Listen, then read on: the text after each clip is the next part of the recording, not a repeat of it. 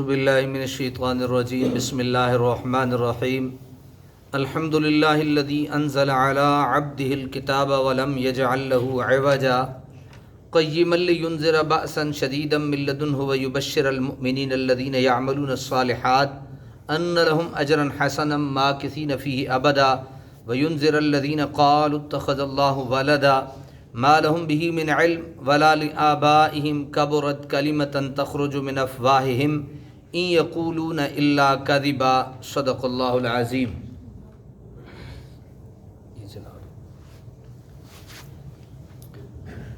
سامعین محترم، اللہ تعالیٰ کا فضل اور اس کے کرم سے 15واں سپارہ ہے، سورہ الکاف ہے، جو 18ویں نمبر کی سورہ ہے، اور اس کے ابتدا میں اللہ کریم نے ارشاد فرمایا الحمدللہ الذی انزل علی عبدہ الکتاب، سب تعریفیں اللہ تعالیٰ کے لیے ہیں جس نے نازل فرمائی اپنے محبوب بندے پر الکتاب، یہ کتاب، یعنی تمام تعریفوں کا حقدار وہی خدا ہے جس نے اپنے بندے پر کتاب نازل فرمائی۔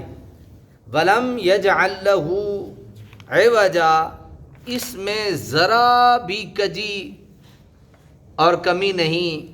قَيِّمًا لِيُنذِرَ بَأْسًا شَدِيدًا مِن لَدُنْهُ، درست کرنے والی ہے تاکہ ڈرائے سخت گرفت سے جو اللہ تعالیٰ کی طرف سے ہوتی ہے۔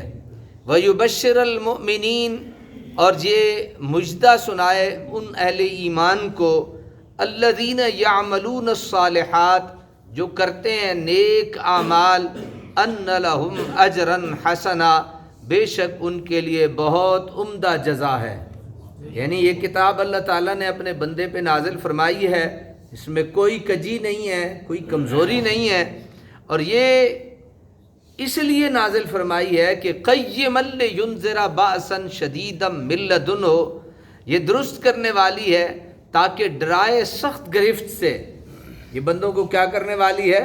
درست کرنے والی ہے، اور یہ ڈرانے والی ہے لوگوں کو اس گرفت سے، اس پکڑ سے، من لدنہ، جو اللہ تعالیٰ کی طرف سے ہے۔ انہیں ڈرانے والی ہے جو تھوڑے راستے سے ہٹکے ہوئے اور بھٹکے ہوئے ہیں، وَيُبَشِّرَ الْمُؤْمِنِينَ، اور ان مومنوں کو خوشخبری سنانے والی ہے، کن؟ الذین یعملون الصالحات، جو نیک اعمال کرنے والے ہیں، ان لہم اجرا حسنا، بے شک ان کے لیے بہت عمدہ اجر ہے، ماکثین فیہ ابدا، وہ ٹھہریں گے اس جنت میں تا ابد، ہمیشہ۔ یعنی یہ ان کا اجر بیان ہو رہا ہے کہ انہیں کیا ہے، ان کے لیے عمدہ اجر ہے، اور وہ اس جنت میں ہمیشہ ٹھہریں گے۔ وَيُنذِرَ الَّذِينَ قَالُوا اتَّخَذَ اللَّهُ وَلَدًا، اور تاکہ ڈرائے، اب وہی قرآن پاک کو نازل کیا اللہ تعالیٰ نے اپنے بندے پر، کیوں؟ یہ اس کے ساری چیزیں بیان ہو رہی ہیں۔ وَيُنذِرَ الَّذِينَ قَالُوا اتَّخَذَ اللَّهُ وَلَدًا، اور تاکہ ڈرائے ان نادانوں کو جو یہ کہتے ہیں کہ اتخذ اللہ ولدا، اللہ تعالیٰ نے بنا لیا ہے فلاں کو اپنا بیٹا۔ یہ انہیں ڈرانے والی بھی ہے کہ اللہ تعالیٰ کا کوئی بیٹا ہے نہیں، جو کہتے ہیں یہ انہیں ڈراوا دینے والی ہے۔ ما لہم بہ من علم، نہ انہیں اللہ تعالیٰ کی ذات و صفات کا کچھ علم ہے، ولا لآبائہم، اور نہ ان کے باپ دادا کو اللہ تعالیٰ کی ذات کا علم ہے۔ کبرت کلمۃ تخرج من افواہہم، کتنی بڑی بات ہے وہ جو نکلتی ہے ان کے منہ سے، ان یقولون الا کذبا، وہ نہیں کہتے مگر سراسر کیا کہتے ہیں؟ وہ جھوٹ بولتے ہیں۔ یہ آیت نمبر 1 سے 5 تک ہے۔ اب ہم دیکھتے ہیں کہ ابتداءً اللہ کریم نے ارشاد فرمایا الحمدللہ الذی انزل علی عبدہ الکتاب، سب تعریفیں اللہ تعالیٰ کے لیے ہیں جس نے نازل فرمائی اپنے محبوب بندے پہ یہ کتاب۔ اس سے پہلی صورت کا اختتام، جو اس سے پہلی صورت تھی، اس کا اختتام بھی حمد سے ہوا، اور اس صورت کا آغاز بھی حمد سے کیا گیا۔ آپ جانتے ہیں کہ ہر خوبی و کمال جس کا ظہور اختیار اور ارادہ سے ہو، اس کی ستائش اور ثنا کو عربی میں حمد کہتے ہیں۔ اسے عربی میں کیا کہتے ہیں؟ حمد کہتے ہیں، کسی کی تعریف اور توصیف کو۔ سابقہ صورت کی آخری آیتوں میں ان خوبیوں اور کمالات کا ذکر ہوا جن سے ذات الہی متصف ہے۔ اس آیت میں اس کی صفت جود و کرم کا بیان ہے، جس نے ناقصوں کو کامل اور گم کردہ راہوں کو خضر کارواں اور ابجد ناشناسوں کو نیا خانہ تقدیر کا رازداں بنا دیا۔ یعنی جس نے جو کچھ نہیں جانتا تھا اسے جاننے والا بنا دیا، اسے علم والا بنا دیا۔ اسی لیے فرمایا سب ستائشیں اسی ذات بے ہمتا کو زیبا ہیں جس نے اپنے محبوب بندے پر یہ کتاب نازل فرما کر انسانیت کی شب دیجور کو صبح نور سے آشنا کیا ہے، اس کی تاریک رات کو روشن بنا دیا۔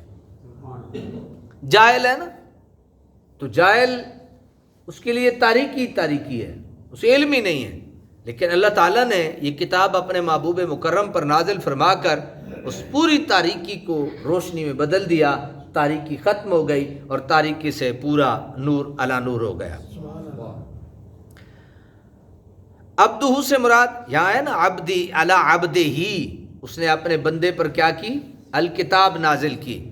تو فرمایا عبدہ سے مراد صاحب قرآن ہے، رسول اللہ صلی اللہ علیہ وسلم ہے، اور الکتاب سے مراد قرآن کریم ہے۔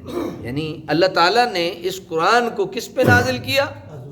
حضور سرور دو عالم صلی اللہ، تمام تعریفیں اس رب کے لیے، تمام ستائشیں اس رب کے لیے، تمام کمالات اس رب کے لیے، تمام خوبیاں اس رب کے لیے۔ کس کے لیے؟ جس نے اپنے بندہ خاص محمد الرسول اللہ پہ اپنا کلام اللہ قرآن مجید نازل فرمایا۔ یہ سورت کا ابتدا ہے۔ اللہ تعالیٰ اپنی تعریف بیان کر رہے ہیں کہ میں وہ ہوں کہ جس نے اپنے بندہ خاص پہ کیا نازل کیا؟ اپنی پاک کلام نازل فرمائی ہے۔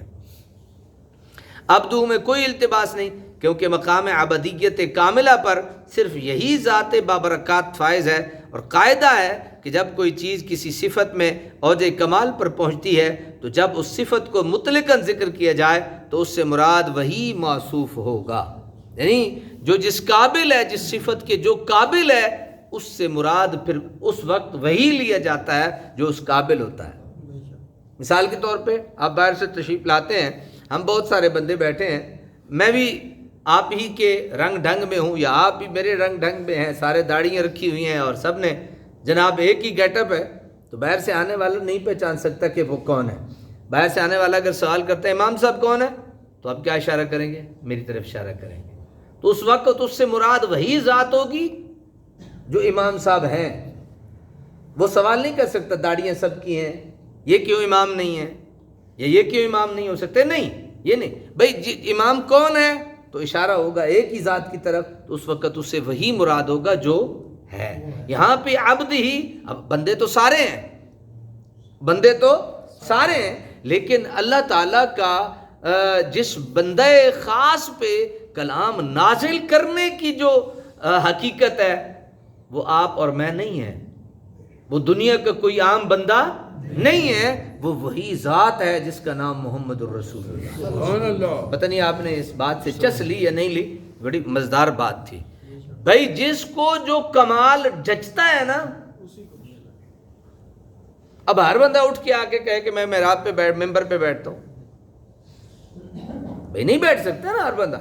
جو جس کا کمال ہے، جس کو اللہ تعالیٰ نے وہ شرف بخشا ہے، وہی بیٹھے گا۔ تو اس لیے یہ اس سے مراد یہ تھی کہ اللہ تعالیٰ اس عبد سے مراد وہی بندہ خاص ہے جو اس قابل ہے کہ جس کو اللہ تعالیٰ کا قرآن دیا جانا چاہیے۔ اللہ اکبر۔ اور آگے فرمایا کہ وَلَمْ يَجْعَلْ لَهُ عِوَجًا، اور نہیں پیدا ہونے دی اس میں ذرا بھی کیا؟ کجی۔ اسی کتاب کی ایک شان بیان فرما دی کہ اس کی عبارات اور اس کا معنی، اس کا ظاہر اور اس کا باطن ہر قسم کی کجی سے مبرہ ہے، پاک ہے، اس میں کوئی کجی نہیں ہے، کوئی ٹیڑھا پن نہیں ہے، کوئی کمزوری نہیں ہے، کوئی عیب نہیں ہے، کوئی ریب نہیں ہے، کوئی شک و شبہ ہے ہی نہیں اس کتاب میں۔ وَلَمْ يَجْعَلْ لَهُ عِوَجًا، یہ جو قرآن اللہ نے اپنے محمد پہ نازل فرمایا ہے نا، اس میں کوئی عیب، کوئی کمزوری، کوئی سقم نہیں ہے، بلکہ ساری کی ساری پاوریں اور قوتیں جو اللہ کے ہاں ہیں وہی اللہ تعالیٰ نے اپنے کلام میں رکھی ہیں اور وہی محمد رسول اللہ کو ایوجن، یعنی اگر عین مکسور ہو تو اس سے مراد معنوی کجی ہوتا ہے، اور اگر عوج ہو یعنی عین مفتوح ہو تو اس سے مراد ظاہری ٹیڑھا پن ہوتا ہے۔ عرب کہتے ہیں فی روایت عوج و فی عصاہ عوج، ایوجن کی تنوین اور تقلید، یہ صرف ناو تھوڑی سی بحث آپ نے فرمائی ہے، لیکن آپ نے یہ سمجھ لیا کہ عوج ہو تو اس سے مراد اندر والا ٹیڑھا پن، اور عوج ہو تو اس سے مراد باہر والا ٹیڑھا پن۔ قیما لینذر بأسا شدیدا من لدنہ، درست کرنے والی ہے تاکہ ڈرائے سخت گرفت سے جو اللہ تعالیٰ کی طرف سے ہوتی ہے۔ اس جملہ میں ایسے عظیم المرتبت بندے پر، ایسے جلیل القدر کتاب کے نزول کا مقصد حقیقی بیان کیا جا رہا ہے کہ یہ اس بندہ خاص پر جو کتاب نازل کی گئی اس کے نزول کا مقصد کیا تھا۔ اس کے نزول کا یعنی مقصد بیان ہو رہا ہے کہ ہر چیز کو فضول تو نہیں نازل کیا گیا، ہر چیز کا کوئی نازل کرنے کا کیا ہے مقصد ہے، تو اس قرآن کے نازل کرنے کا اپنے بندہ خاص پہ کیا مقصد ہے۔ فرمایا کہ اس کا مقصد صرف یہی نہیں کہ اسے ریشمی غلافوں میں لپیٹ کر دفع بلیات و آفات کے لیے گھر کے کسی اونچے طاق میں رکھ دیا جائے، یا طوطے کی طرح اس کی آیات کو گاہ گاہ بن سمجھے پڑھ لیا جائے۔ یہ تو کاروان انسانیت کا رخ موڑنے کے لیے، اس کے بخت خفتہ کو بیدار کرنے کے لیے، اس کے یولیدہ افکار کو نکھارنے کے لیے اتاری گئی ہے۔ یہ تاکچوں میں رکھنے کے لیے نہیں ہے، یہ طوطے کی طرح پڑھنے کے لیے نہیں ہے۔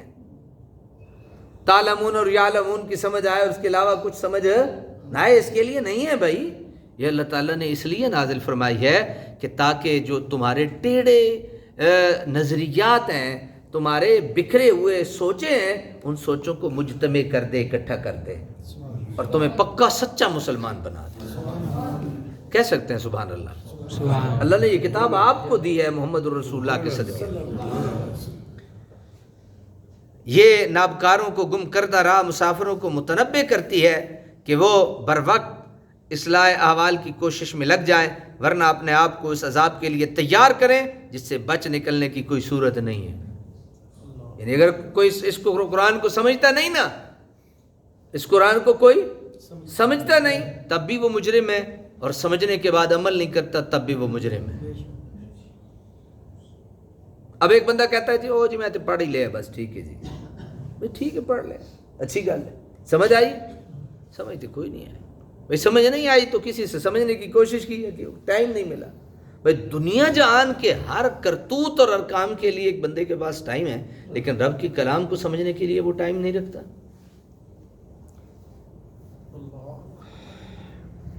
آگے ارشاد فرمایا وَيُبَشِّرَ الْمُؤْمِنِينَ الَّذِينَ يَعْمَلُونَ الصَّالِحَاتِ أَنَّ لَهُمْ أَجْرًا حَسَنًا مَاكِثِينَ فِيهِ أَبَدًا۔ یہ جو ہے نا مومن جو نیک اعمال کرنے والے ہیں، انہیں بشارت دی ہے کہ اللہ تعالیٰ نے ان کے لیے بہت اچھا اجر رکھا ہے، ماکثین فیہ ابدا، اور وہ اللہ تعالیٰ انہیں ہمیشہ جنت میں رکھے گا۔ نیک اعمال کرنے والے کہاں ہوں گے؟ نیک اعمال کرنے والے کہاں ہوں گے؟ جنت میں ہوں گے۔